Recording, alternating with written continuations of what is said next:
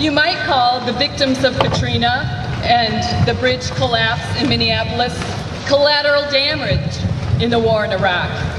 Because as we spend billions of our tax dollars making war in Iraq and other places in the Middle East and even around the world, basic infrastructure and emergency services and other human social services are being defunded here at home, and people's lives are being lost daily.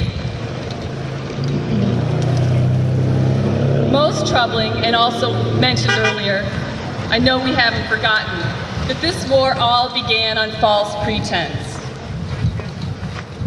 We can calculate the dollars spent, and we can even count most of the human lives lost. But there's no accounting for the lies and the deception that propped up the U.S. invasion of Iraq. They can talk about 9/11 and weapons of mass destruction, but it's all lies and deception.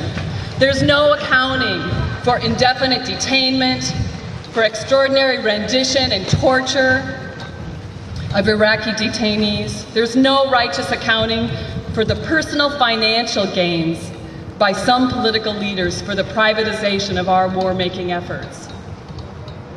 And what about the surge anyway? The only surge I've seen is in mean-spirited Christian fundamentalism and Muslim extremism as a result of the fear and misunderstanding that's been propagated by this war. It's often quoted in our struggles at Catholic Worker Houses of Hospitality that the poor will always be with us. But I ask myself, has it become such that war will always be with us as well? Today we're here to say no to any more of this war. We gather today with one another and with others around our nation to call for action to end the war in Iraq. For the U.S. troops, for the hope of our children, for our country's moral standing, and to show the true strength, leadership, and determination of the great nation we are, we must find the hard way out of this war. Let those in power know that we say it must not be any longer. Peace begins right here, right now, with you and me. So let's begin. Thank you again for coming, and please do your part to help end the war in Iraq. Kucinich went on to say, if the president continues policies that fuel the extremists in Iraq because of our continued occupation, and if he continues rallying support in Congress for possible aggression against Iran, he is purposefully fulfilling his own prophecy and sentencing this nation and its brave sons and daughters to a war that never ends, and a newer, bigger war that will even be more horrific.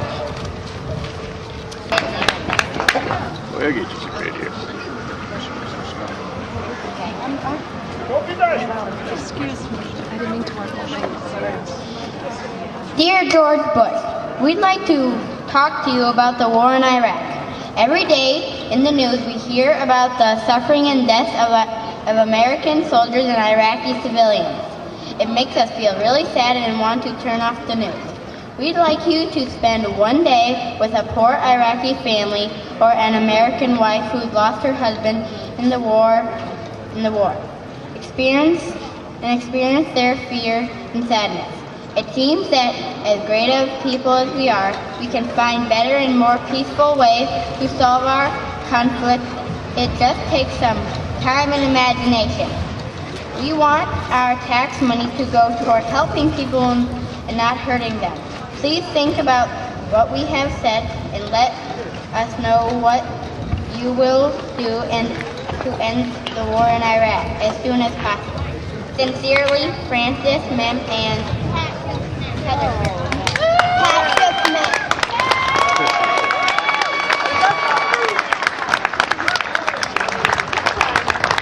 All right, this is a song I call That's Not My America. Hey, this is Steve's day. Come on, let's hear it for Steve.